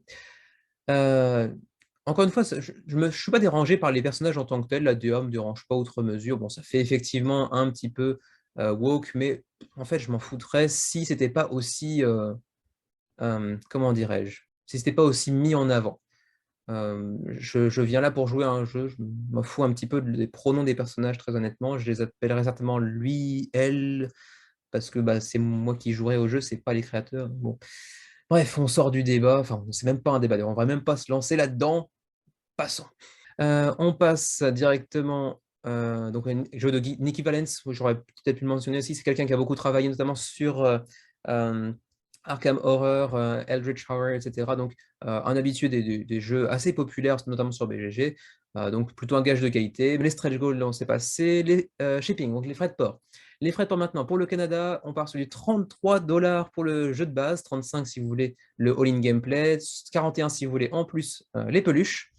Pour l'Europe, Belgique, France, potentiellement Suisse et cetera, ça va changer un petit peu selon le pays, j'ai l'impression. Belgique, ça va de 24 à 32, France, ça va de 32 à 40. Donc une augmentation de 8 $ de plus par rapport à la Belgique pour la France, allez savoir. Peut-être juste la proximité, d'un centre de fret par rapport à un pays, je ne sais pas d'où ça peut venir. Et pour le reste du monde, donc l'Asie par exemple pour chez moi, ce serait 43 à 51. Donc ça coûte aussi un bras. Donc voilà, les frais de port sont quand même assez élevés. Le prix du jeu est cher, certes, mais compte tenu du matériel, ça me semble pas outrancier. Par contre, les frais de port sont assez élevés et la TVA n'est pas incluse. Elle le sera dans le Pledge Manager. Donc en gros, on va arriver sur un jeu à 150, 160 $ selon le lieu où l'on vit. Donc réfléchissez-y quand même bien à 2 fois, même s'il y a un pack de recharge pour pouvoir y rejouer, ça coûte quand même assez cher. Voilà, ma foi, c'est à peu près tout ce que je peux vous dire, sur Artisans of Splendid Vale, un projet qui a l'air relativement, sympa en termes de gameplay, peut être, intéressant. Après, assez peut-être, clivant du point de vue du wokisme ambiant qui s'en dégage. Voilà, à vous de voir si c'est un frein pour vous ou pas. On continue avec Myth and Goal, qui vous rappellera peut-être même visuellement un autre jeu du même auteur d'ailleurs, hein, ce n'est pas pour rien. Ça nous rappellera certainement Blood Bowl, ce jeu dans lequel on avait une équipe d'humains qui affrontait une équipe d'orques dans un match de football américain. Là, on repart sur le même genre de jeu, mais avec un lore un peu plus fourni, un peu plus fantaisiste, puisque cette fois-ci, on ne se limite pas aux orques face à des humains, mais on aura des elfes, des nains, des humains, j'imagine, et des orques, encore une fois, qui, encore une fois, viendront s'affronter dans des matchs de football américain de 1 à 2 joueurs pour des parties apparemment de 45 à 60 minutes. Ce n'était pas écrit dans la campagne, donc j'ai dû faire une petite pause pour aller vérifier sur Board Game Geek, mais je ne crois pas que l'information soit mentionnée sur la campagne, j'ai pas l'impression. Bref, quoi qu'il en soit, pardon, vous avez déjà un petit aperçu des miniatures, des différentes miniatures que vous pourrez trouver dans le jeu, plutôt finement réalisées, plutôt jolies a priori. Après, je ne suis pas grand connaisseur, comme vous le savez, de miniatures, donc des miniatures en PVC, hein, bien entendu. Et apparemment, on aura 8 joueurs par équipe, mais 16 miniatures par équipe, parce qu'il y aura une sorte de draft qui vous permet de composer votre équipe différemment avant chaque match. Ensuite, tous les petits macarons que vous verrez avec ici Blacklist Games Exclusive, ce seront des exclusivités de la campagne qui ne seront pas disponibles dans le jeu de base une fois que le jeu arrivera en magasin. Si toutefois il arrive en magasin de notre côté de l'Atlantique ou du Pacifique pour moi. Après, bon, je le dis d'entrée de jeu, le football américain, c'est pas un truc qui m'attire du tout, donc et puis bon, coller ça à un univers de fantasy, pourquoi pas, mais c'est pas un truc qui m'attire beaucoup. Le pledge de base vous coûtera 109 $, donc oui, ça coûte cher d'entrée de jeu. Il vous permettra d'obtenir uniquement donc, le jeu de base plus tous les stretch goals. Bon, le prix assez élevé s'explique en partie par les 64 miniatures qui viendront accompagner le jeu. Donc, si vous êtes amateur de peinture sur miniature, dans un univers un peu fantasy, mais sur du football en plus américain, ça peut être assez fun à peindre, j'imagine. Vous aurez donc les Durnhole Anvils, c'est écrit en gothique un peu bizarre à lire. Je crois que c'est ça, hein, Durnhole Anvils, donc les nains visiblement, avec donc chacun leur nom. Ensuite, vous aurez les Bellhurst Imperials, donc là j'imagine que c'est les humains, en tout cas ça y ressemble. Ensuite, vous aurez les Aetherian Sapphires, qui seront donc les elfes, j'imagine. Et enfin, les Westarch Ruffians, qui sont donc les orques apparemment. Et ensuite, vous aurez tout un tas de free agents, donc d'agents libres, qui pourront intégrer telle ou telle équipe selon le draft que vous déciderez de faire apparemment. Et vous aurez un petit peu de chaque race, hein, des nains, vous aurez des humains, des elfes pardon, et des orques. Donc, il y aura donc plusieurs agents libres pour venir un peu apporter du piment et du sel à chaque partie. Ensuite, 248 cartes avec donc des personnages qui sont raccrochés à chacune des miniatures que vous avez pu voir, la spécialité du personnage, aussi différentes statistiques, etc. Ensuite, on a des cartes de tactique, des cartes de focus. Je n'ai pas trop cherché à savoir de quoi il s'agissait, parce que je m'intéresse assez peu au projet, j'avoue. Ensuite, on aura des dés, bien évidemment, comme je crois dans Blood Bowl, si je me souviens bien. Ensuite, quelques tokens par-ci par-là, et le terrain de jeu, bien entendu, au centre de la table. Ensuite, les stretch goals, apparemment qui viendront dans une boîte alternative, j'ai l'impression, une boîte dédiée aux stretch goals, où on aura pour l'instant en tout cas 2 miniatures de gatehouse, donc de porte, une miniature, non, c'est un agent libre pour chacune des races pour l'instant, j'ai l'impression. Quoique ces deux-là ne sont pas exclusives apparemment. Et plusieurs autres viendront agrémenter la campagne au fur et à mesure qu'elle se déroule. Il y a un autre pledge que je n'avais pas mentionné, c'est vrai, ils l'ont mis après, c'est pour ça que c'est un petit peu, ça porte à confusion. Il y a un pledge beaucoup plus abordable qui vient coûter 50$, qui vient inclure le jeu de base sans miniature. Donc, la version sans miniature, certainement avec des standees, 64 standees que vous voyez ici. Bon, si vous n'êtes pas très fan de miniatures ou si simplement vous estimez que vous n'avez pas envie de payer 110$ pour simplement des miniatures et que vous voulez malgré tout profiter du gameplay parce que l'univers et le gameplay vous intéressent, vous pouvez quand même jouer au jeu avec des standees. C'est un petit peu moins joli certes, mais ça fait l'affaire en général. Le reste du contenu est le même. Ensuite, le Retail Pledge, bon, c'est pour les magasins plutôt. Ensuite, vous avez des add-ons. Vous pouvez modifier, donc vous pouvez upgrader votre plateau de jeu en le transformant en un tapis de néoprène, qui est une exclusivité de la campagne, pour 20$. Vous pourrez ensuite obtenir aussi des dés spécifiques pour chacune des équipes du jeu, pour 8$. Vous avez aussi un pack de cartes qui permettent des matchs miroirs, donc en utilisant la même équipe des deux côtés, pour 12$. Un pledge additionnel pour le pledge de base à 50$ supplémentaires, donc pour en prendre une seconde copie, économiser un petit peu sur les frais de port. Bon, les social goals, c'est un petit peu comme d'habitude, hein. Il s'agit de partager un statut Facebook, de partager un statut Twitter, etc. pour faire progresser une barre et obtenir donc différents stretch goals alternatifs. Les stretch goals eux-mêmes, on a donc ceux qu'on a déjà vus un peu avant, donc les free agents, donc les agents libres, et ces deux petites miniatures supplémentaires de murs, entre guillemets. Mais pour l'instant, c'est à peu près tout, d'autant que le prochain devrait encore être un nouvel agent, le Reptilian Charger.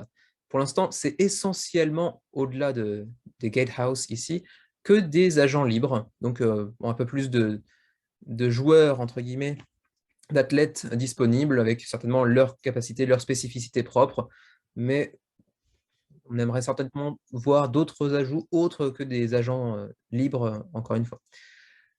Plusieurs modes de jeu apparemment sont disponibles. On peut y jouer donc en 1 contre 1. On peut y jouer solo apparemment, hein, en jouant contre une intelligence artificielle conçue pour l'occasion. On peut également faire une ligue en jouant en championnat face à vos différents amis autour de vous. On peut également créer des équipes personnalisables via notamment le draft.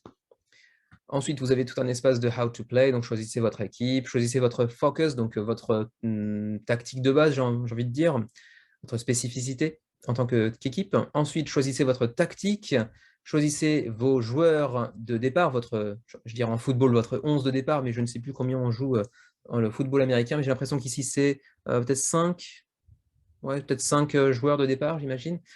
Ensuite, choisissez les actions que vous allez opérer avec ici un petit token Orangina que vous avez pu apercevoir en début de, voilà, ici en début de GIF. Mais pourquoi est-il aussi méchant? Ensuite, va résoudre différentes actions grâce à des dés, un peu une grosse part de chance, bon, ça reste de l'améritrage, pardon. Et puis ensuite, bien marquer des essais, bien entendu, c'est du football américain essentiellement. Donc des essais, des lancers aussi à travers, peut-être c'est un peu à façon rugby, j'ai l'impression. J'y connais rien en football américain, vous en apercevrez assez facilement. Vous avez l'opportunité de jouer la démo sur Tabletop Simulator, pardon, pour lire la règle et vous prendre en main un petit peu le jeu, pour vous faire une première idée. Mais a priori, si vous avez déjà joué à Blood Bowl, c'est le même auteur, plus ou moins le gameplay similaire, mais un peu plus étendu. Donc ça devrait vous plaire a priori. Ceci dit, comme vous le voyez maintenant que j'ai cette petite cartouche d'information qui reste en permanence, pas de version française a priori pour cette campagne en tout cas. Why back now? Pourquoi backer maintenant? Donc un prix exclusif, moins cher que lorsqu'il arrivera en magasin, du contenu exclusif avec le macaron que j'ai pu mentionner tout à l'heure, l'opportunité d'y jouer en premier, de recevoir le jeu en premier avant l'arrivée en magasin, et puis également soutenir un potentiel contenu futur, peut-être pour plus d'équipes, des extensions, etc. À l'avenir. Donc ça dépendra grandement apparemment du résultat de la campagne. Plusieurs petites critiques, des reviews donc, de vidéastes. Ensuite, bon, un petit point sur les différentes factions, pas très intéressant en soi. Je pense qu'on va passer directement au shipping, hein, les frais de port. Alors les frais de port, d'abord, apparemment il n'y aura pas de taxe sur la valeur ajoutée, pas de TVA pour toutes les zones concernées ici, y compris l'Union européenne. Donc si vous êtes amateur du jeu et que vous étiez un petit peu inquiet du prix que ça pourrait vous coûter en plus du prix de base, sachez que la TVA est déjà incluse, donc vous n'aurez pas besoin d'ajouter ça après la campagne, comme c'est souvent le cas désormais dans le Pledge Manager. Pour les frais de port eux-mêmes, en direction de l'Europe, pour les pays comme la France et la Belgique qui font partie de l'Union européenne, ce sera 23 à 40 $. Donc la fourchette est assez large, on est plus proche du râteau, ce qui pourrait potentiellement faire assez mal. Donc bon, on espère certainement avoir un peu plus d'informations d'ici la fin de la campagne pour rétrécir un petit peu la largeur de cette amplitude de fourchette. On espérera être plus proche du 23 que du 40, mais bon, pour l'instant, c'est un petit peu flou malheureusement. C'est apparemment un petit peu moins cher chez vous que chez nous en Asie, mais bon, au-delà de ça, c'est pas un jeu qui m'intéresse particulièrement, comme je vais pu vous le dire. C'est à peu près tout, ma foi, pour Myth and Gold. Donc si vous êtes fan de fantasy et que vous êtes fan en plus de football américain, ça peut être un truc assez fun à jouer. Je pense que des parties de 45 minutes sont relativement rapides. C'est certainement un jeu qui appelle à des revanches ou à des belles après chaque partie. Donc certainement un jeu assez sympathique. En plus, si vous êtes fan de figurines et de peinture de figurines, ça peut être doublement intéressant pour vous. Reste que c'est un petit peu cher, mais il y a quand même une version sans figurines également, si vous êtes fan. 16 jours avant la fin de la campagne, actuellement 1224 contributeurs pour Myth and Gold.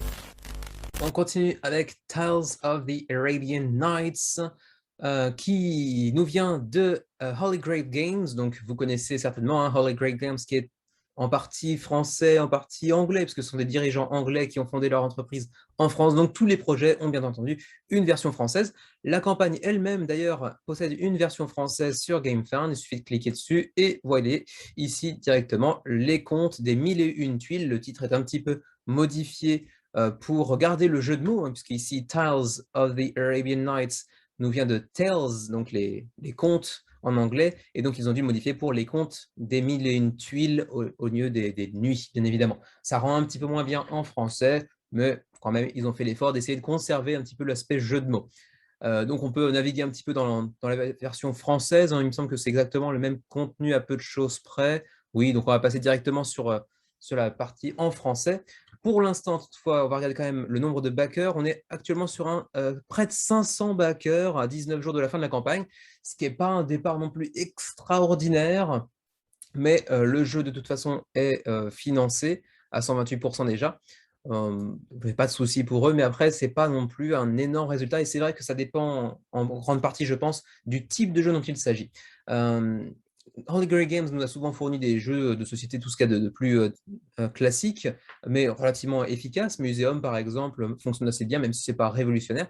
Là, avec donc les contes des mille et une tuiles, ils se sont aventurés dans un jeu qui vous amène en fin de partie à, comment dirais-je, faire une sorte d'explication, de narration, d'improviser en fait, suite à votre aventure des Mille et une nuits, et du coup, ça peut en repousser certains. Moi, je sais que tout ce qu'un jeu qui me propose, qui me demande, qui exige de moi de faire une histoire, de raconter une histoire en improvisant, même si je m'appuie sur certaines illustrations ou aventures que j'ai pu vivre, c'est pas un truc qui m'attire, c'est peut-être même plutôt quelque chose qui me repousse un petit peu. Donc, je pense que c'est le cas de beaucoup de gens, et du coup, ça fait peut-être, enfin, ça peut expliquer en partie le nombre relativement faible de backers, même si 500, c'est loin d'être ridicule en moins d'une semaine, hein, c'est déjà très bien.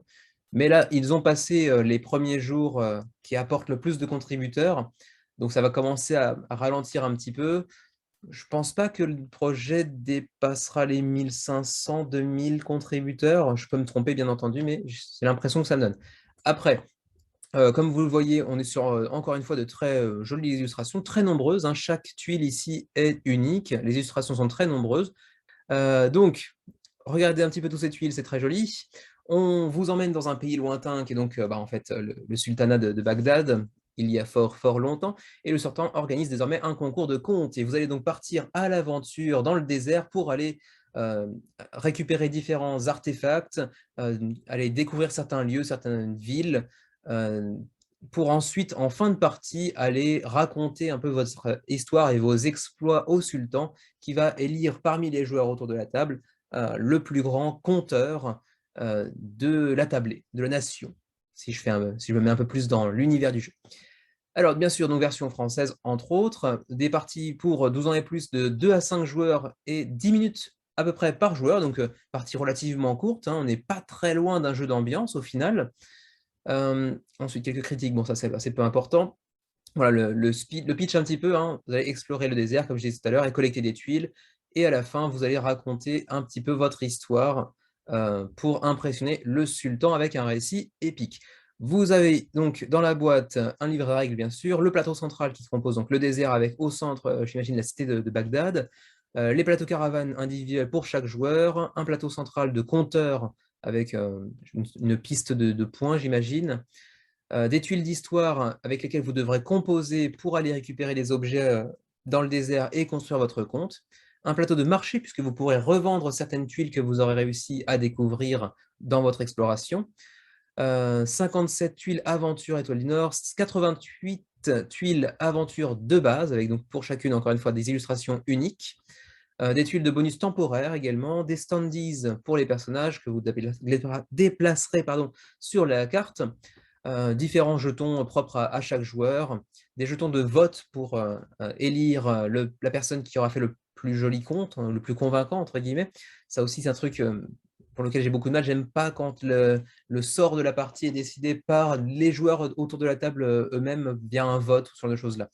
Ça laisse un peu trop de place à la subjectivité, selon moi. Je sais pas, c'est pas un choix que j'aime avoir. Le jeton de premier joueur, le porte-tuiles fabuleux, bon, ça c'est pas non plus très très important. Voilà, les pledges. Alors, le pledge de base est assez abordable, hein, 39 euros. La boîte rend très bien, la boîte est très très belle. 39 euros donc, pour le pledge de base, sachant que pour les 1000 premiers backers, vous aurez des jetons en deluxe en bois, donc un matériel upgradé, deluxifié pour les 1000 premiers backers, sachant que pour l'instant, on n'a pas atteint les 1000 backers, donc vous pouvez encore y aller pour avoir les jetons en bois. Et également, vous aurez l'extension Les Légendes des Sables gratuitement, d'une valeur de 20 euros, qui ne sera pas disponible en magasin lors de la sortie du jeu. Donc c'est votre seule occasion apparemment de mettre la main dessus. Celle-ci inclura 7 modules supplémentaires, donc les monstres mythiques, les périls du désert, le héros du peuple, les grandes forteresses, les trésors perdus, la faveur de la reine et les ruines mystérieuses. Que vont-elles ajouter? Là par contre, je n'ai pas d'informations là-dessus, mais apparemment elles seront dévoilées au fur et à mesure de la campagne à travers les updates quotidiennes. Donc vous pourrez en apprendre plus certainement dans la campagne par vous-même. Je ne sais pas par contre si les updates sont toutes traduites en français. On va regarder rapidement pour vous, hein. Rapidement, les updates sont-elles disponibles en français? Oui, vous aurez toutes les updates en français également, donc vous pourrez aller lire les updates pour découvrir un peu de quoi s'agit-il, de quoi il s'agit, ces 7 modules supplémentaires ici. Pourquoi participer? Pourquoi backer maintenant? éventuellement, essentiellement devrais-je dire plutôt, avoir l'extension exclusive gratuitement, alors qu'elle coûte, enfin elle coûte, c'est pas qu'elle coûte, c'est qu'elle vaut 20 €, mais elle ne sera pas disponible dans le commerce après la campagne, donc c'est votre seule opportunité de mettre la main dessus. Les jetons en bois exclusifs également, hein, pour les 1000 premiers backers, pas les 1001 premiers backers, ils auraient pu faire l'effort des 1001 premiers backers quand même, mais bon, bref. Et ensuite, on avait un petit passage qui vous explique un peu comment jouer. Alors, comment jouer? Vous allez donc explorer le désert avec toutes les tuiles qui s'y trouvent. Pour collectionner les tuiles, chaque tuile aura un petit logo dans le coin gauche, supérieur gauche, avec donc 4 types, je crois, de tuiles. On dit ici 12 types de tuiles aventure, mais chaque tuile possède des illustrations uniques. Donc c'est 12 tuiles, ou enfin 12 types ou 4 types, j'ai pas très bien compris ça. Peut-être 12 plutôt apparemment. Et ensuite, vous allez raconter votre histoire. Au début, vous allez recueillir un certain nombre d'objectifs d'histoire avec des logos que vous voyez ici. C'est pour ça que je pensais qu'il y en avait 4 types en fait, c'est pour ça.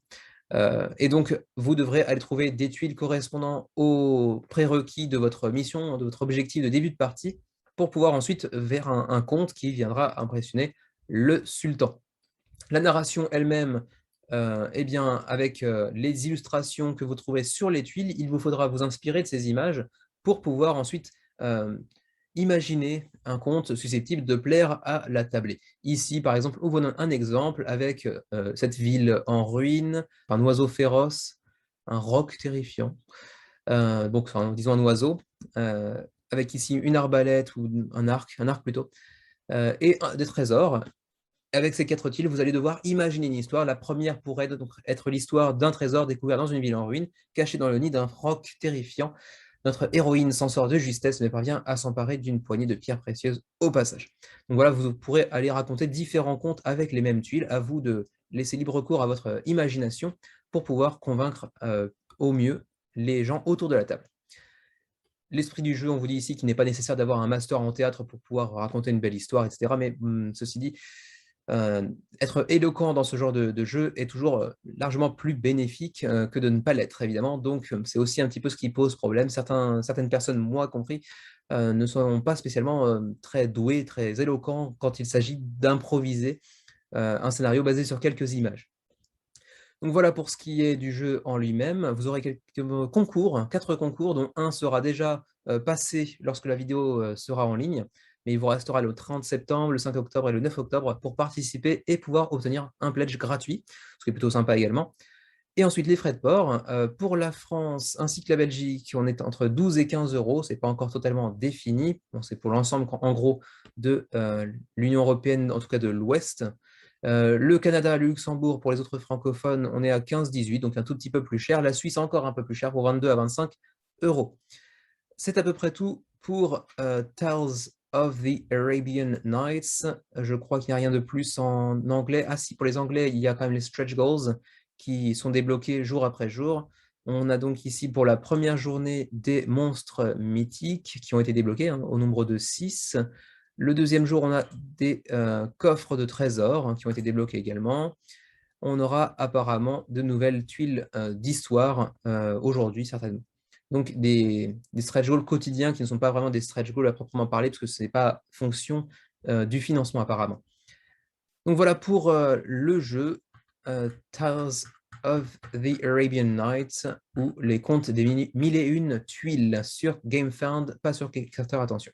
De toute façon, comme à l'accoutumée, vous trouverez le lien de chacune des campagnes en bas dans la description. Sur ce, on peut passer au dernier projet de la semaine. On continue et on termine par la dernière campagne du jour, à savoir The Stuff of Legend, adaptation en jeu de plateau d'une nouvelle graphique, comme on dit aux États-Unis, une nouvelle illustrée, du même titre, hein, The Stuff of Legend, qui reprend, pour parler très grossièrement, un petit peu le scénario qu'on peut retrouver dans Toy Story, à savoir donc des jouets d'un enfant qui vont coopérer pour essayer d'aller sauver le dit enfant face au croque-mitaine. Je crois qu'on parlait du Boogeyman. Oui, c'est ça, Boogeyman, donc le croque-mitaine en français.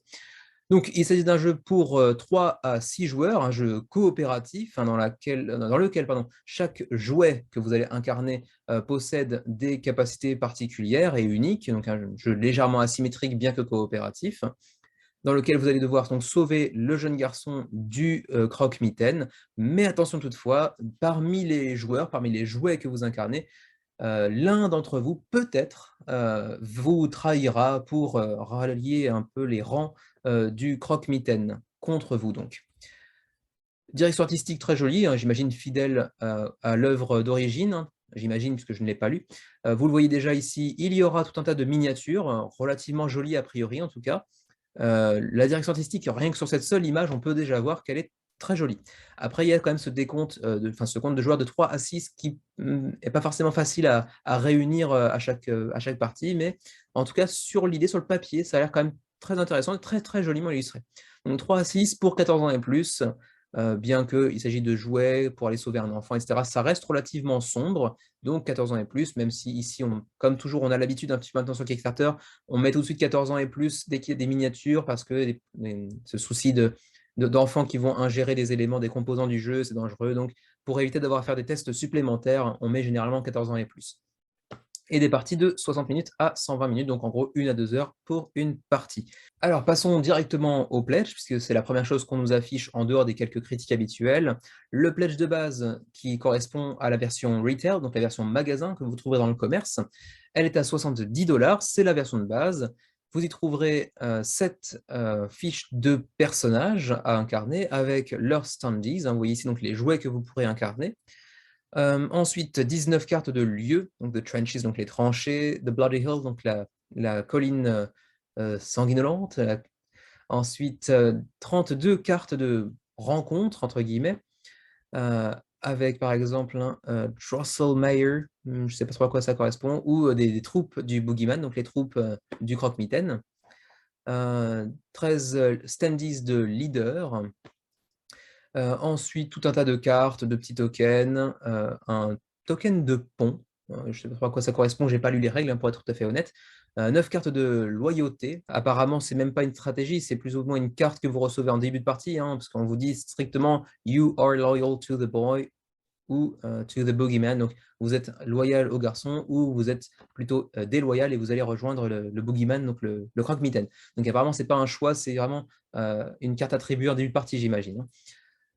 Ensuite, 78 cartes d'action, ensuite 2 cartes de spécial, un plateau central d'action, un marqueur de blessure, et puis un grand tableau, magnifique tableau d'ailleurs central, un plateau central devrais-je plutôt dire, avec une très jolie direction artistique, sombre mais assez joliment illustrée, assez sophistiquée dans l'ambiance, j'aime beaucoup. Ensuite, tout un tas de miniatures avec le garçon, le croque-mitaine, tout un tas de troupes du croque-mitaine, 2 pièces en plastique apparemment. Ensuite, quelques petits tokens par-ci par-là, les standees pour les acryliques. Donc vous voyez que dans cette version, il n'y a pas beaucoup de miniatures, hein, uniquement le garçon et le croque-mitaine plus quelques troupes. J'imagine que voilà, il faudra atteindre les 99 $, donc quasiment le double du prix, pour acquérir la version limitée, l'édition Boogeyman, qui, pour le double du prix, donc s'accompagne de jetons cette fois-ci en métal, enfin de pièces en métal plutôt qu'en plastique, ainsi que d'illustrations alternatives peut-être pour le... Ah non, c'est le comic book, d'accord, de 28 pages avec une histoire de Stuff of Legend, c'est ça. Et ensuite, donc, tout un tas de miniatures supplémentaires, une miniature de princesse ici, de Jester, donc le Jester c'est le fou du roi, une miniature de Max l'ours, j'imagine, une de Harmony, donc la fée, un du cochon Percy, le Quack, donc le canard Quackers, et puis une du général également. Donc tout un tas de petites miniatures qui sont en fait les personnages que vous pourrez incarner, les jouets que vous pourrez incarner. Dans les versions Boogeyman, il y a aussi un Game Trace, et ça, c'est quand même sacrément bien. Alors, est-ce que ça justifie 50 $ supplémentaires? Bah, en partie, oui, parce que quand même, des miniatures supplémentaires et en plus des rangements Game Trace, visiblement pour l'emplacement des jouets et ensuite celui des restes de composants, ça rajoute quand même pas mal de valeur déjà, hein. Il y aura donc 3 trays, hein, donc le Stuff of Legend ici, le Toys et j'imagine le Boogeyman, avec ses troupes également et ses tuiles. Donc ouais, ça rajoute quand même pas mal de valeur, peut-être pas 50 quand même. Alors certes, la boîte est aussi un petit peu différente, avec une illustration exclusive à AKS, j'imagine. Ça fait quand même un petit peu cher en termes de différence pour juste deux pièces en métal. Un comic, bon, un comic book, c'est vrai que ça peut coûter assez cher, c'est vrai.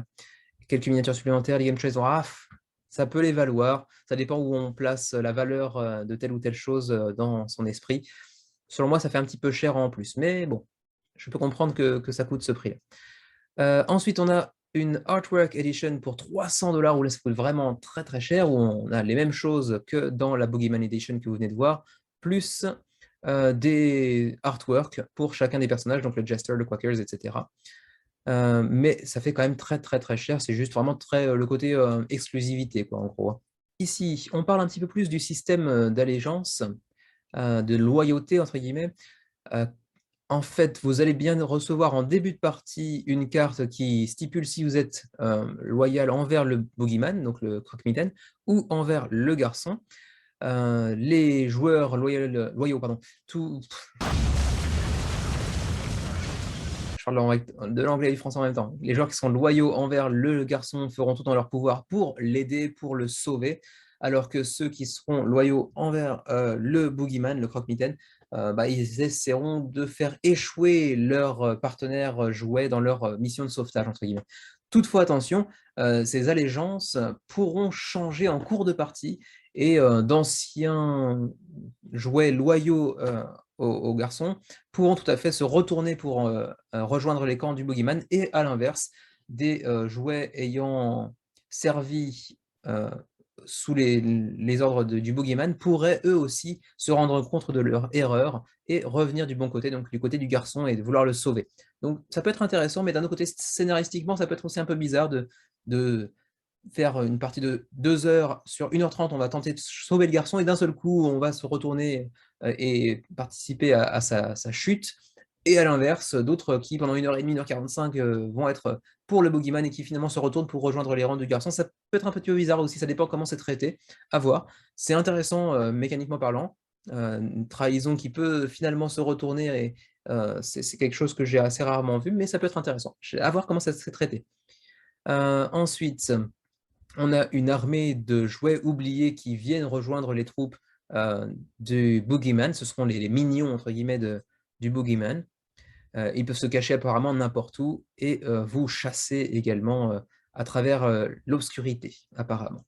Mécanisme assez intéressant ici, le Touch of Destiny, le toucher du destin, qui vous permet, lorsque vous êtes tous d'accord autour de la table pour qu'un joueur se défausse de sa main en cours, ou qu'un joueur n'a plus de main, plus de cartes en main, pardon, alors on pourra jeter cette pièce, faire un pile ou face. Si ça tombe sur le garçon, le résultat sera que vous vous aventurerez toujours plus dans l'obscurité et vous serez un pas de plus vers votre perdition, entre guillemets. Alors que si la pièce tombe sur le Boogeyman, euh, une de ces cartes, pardon, deviendra active, ce qui va changer en partie certaines règles du jeu, ajouteront certaines règles supplémentaires qui rendront la partie plus difficile pour vous. Seul un des 4 chemins permettra de vous sortir de l'obscurité. À vous de trouver ce chemin et de le faire avant le Boogeyman. Sauf si vous travaillez vous-même pour le Boogeyman, bien entendu, comme c'est stipulé ici. Il s'agit ensuite donc de trouver son chemin vers la maison, ramener la maison vers le garçon, non. Ramener le garçon vers sa maison. Et pour ceci, vous devez explorer chaque recoin de la carte pour essayer de trouver une sortie et ramener tout le monde vers la maison. Vous pouvez télécharger le livret de règles en anglais. Bon, malheureusement, pas de version française, hein. Ceci dit, la licence n'est pas connue dans notre monde francophone, donc c'est assez logique que le jeu ne soit pas disponible en français. En tout cas, pour l'instant, reste à voir si ça suffit, si le nombre de backers francophones pourrait suffire à débloquer justement cette version francophone. À voir. Vous pouvez, ceci dit, l'essayer sur Tabletop Simulator. Il est disponible pour vous faire une première idée du jeu, qui a l'air de séduire beaucoup les différents vidéastes mentionnés sur la campagne. Mais encore une fois, quand il s'est mentionné sur la campagne, c'est généralement que c'est positif, sinon c'est pas mentionné. Passons pour aller voir les stretch goals. Alors les stretch goals, les voici. Alors on a déjà débloqué quelques-uns des stretch goals, donc le jeu est financé. Ensuite, on a des cartes de meilleure qualité, avec la finition au lin. Ensuite, on a débloqué le général pour un nouveau jouet jouable par les joueurs. Ça fait beaucoup de redites jouable par les joueurs. Ensuite, on a également O'Neill, qui est un leader, j'imagine, du Boogeyman. La miniature du général pour aller avec son standees, hein, ça c'est assez logique. Quelques nouveaux tokens. Une upgrade de 52 pages du comic pour l'édition limitée, donc pour le comic qui passe de 28 pages à 52 pages. Et puis, on vient de débloquer Monty, qui est un nouveau joueur également disponible pour votre campagne, donc certainement très bientôt, sa miniature également. Vous pourrez également ajouter la pièce en métal à votre pledge, ou les game trays, ou les miniatures, etc. Pour 10 $, 20 $ de plus en add-on, si vous ne voulez pas acquérir l'édition limitée, mais que vous voulez quand même la pièce ou quand même les miniatures des héros. Ensuite, vous pourrez également acquérir les 2 premiers tomes de cette nouvelle illustrée qui est donc Staff of Legend en anglais, hein, The Dark et The Jungle ensuite, pour 20 € à l'unité. Et également, apparemment, une peluche du fou du roi, qui est l'un des personnages que vous pouvez incarner, qui est disponible pour 15 $, mais qui est pas très joli à mes yeux. Enfin, selon moi en tout cas. Ensuite, passons directement au shipping. Alors, pour le Canada, c'est du 26,48 $, c'est très très précis à la virgule près, ou 28,64 si vous prenez la Boogeyman Edition. Pour l'Union européenne, on vous dit de cliquer pour aller voir les informations complémentaires. Tiens donc, cliquons. J'imagine que ça va nous mener vers un Google Doc, un Excel. Pour la France, alors, ah oui, EU, ok, c'est en dessous. Alors, pour la France, on est sur du 28,96 ou du 30,57, donc bon, entre 25 et 30 $ en gros, selon la version que vous allez prendre. Pareil pour la Belgique, j'imagine, un petit peu moins cher pour la Belgique, donc j'imagine qu'encore une fois, c'est une question de comment dirais-je, d'entrepôt. Il y a beaucoup d'entrepôts, notamment en Allemagne, pour les jeux, j'imagine, donc ça coûte peut-être un peu moins cher en termes de distance vers la Belgique, peut-être, je ne sais pas. Luxembourg, c'est à peu près les mêmes prix également, donc voilà. Pour ce qui est de la TVA, elle est ajoutée suite à la campagne, hein, dans le Pledge Manager, comme c'est un peu la norme depuis quelques mois, malheureusement. Donc, si vous prenez la Boogeyman Edition, il faut compter 20 € de plus, en gros, parce qu'elle est à 100 €. Et le retail, certainement 10 € de plus environ, puisque c'est à 50 € le jeu de base. Donc, ça, plus les frais de port. Pour le Retail Edition, ça vous fait du 78 plus 10, ça va être 85-90 $ pour le jeu de base, assez cher. Et pour le Boogeyman Edition, vous allez très rapidement tabler sur du 140 €, donc ça va faire très très cher aussi. 140 $, pardon, un peu moins cher quand même en euros. Mais bon, ça peut revenir assez cher, mine de rien, d'autant que les frais de port ne sont pas donnés, et en plus, il y a la TVA par-dessus, donc ça peut piquer. Petit coup d'œil quand même sur l'équipe créative, puisque le designer est Kevin Wilson, que vous connaissez peut-être pour Arkham Horror, Cosmic Encounter également, Android, ou encore Descent, Journeys in the Dark. Donc, assez connu dans le milieu quand même, hein. On est loin d'être sûr du débutant. C'est à peu près tout ce que je peux vous dire pour The Stuff of Legend. Joli projet, très jolie direction artistique, avec certaines mécaniques assez intéressantes, notamment au niveau de la loyauté qui peut se renverser en cours de partie, par exemple. Donc, jeu intéressant, direction artistique assez charmante, mais quand même assez cher, et dans une licence qui m'était inconnue au préalable. Donc, pas de coup de cœur cette semaine. On arrive au dernier projet, vous avez vu qu'il n'y avait pas de coup de cœur. Donc, pour moi, rien de particulier cette semaine, mais ça reste quand même un projet intéressant malgré tout. Et ma foi, c'est à peu près tout pour nous cette semaine. Donc voilà, semaine relativement légère en termes de nouveautés, de nouveaux projets vraiment stimulants, de vraiment enthousiasmants, malgré quelques projets intéressants comme on a pu le voir ensemble. Sur ce, je vous remercie de nous avoir suivis cette semaine encore. La semaine prochaine devrait être encore relativement légère, même si on a un gros Voidfall en approche pour les amateurs de 4X et de Mind Clash Games de manière plus générale. Merci encore donc de nous avoir suivis. N'hésitez pas à laisser un petit pouce vers le haut, un petit abonnement également si ce n'est pas encore fait. On a dépassé les 300 cette semaine, donc c'est la fête. J'espère qu'on attendra, allez, on est en septembre, allez, disons 500, 600 d'ici la fin de l'année, c'est possible. J'espère également pouvoir confirmer peut-être une petite surprise dans les semaines à venir, mais c'est loin d'être acquis. Mais bon, petit teaser, on verra si ça se concrétise. C'est loin d'être gagné, mais bon, on verra bien. Ça pourrait être une première intéressante. Sur ce, je vous laisse et à la prochaine.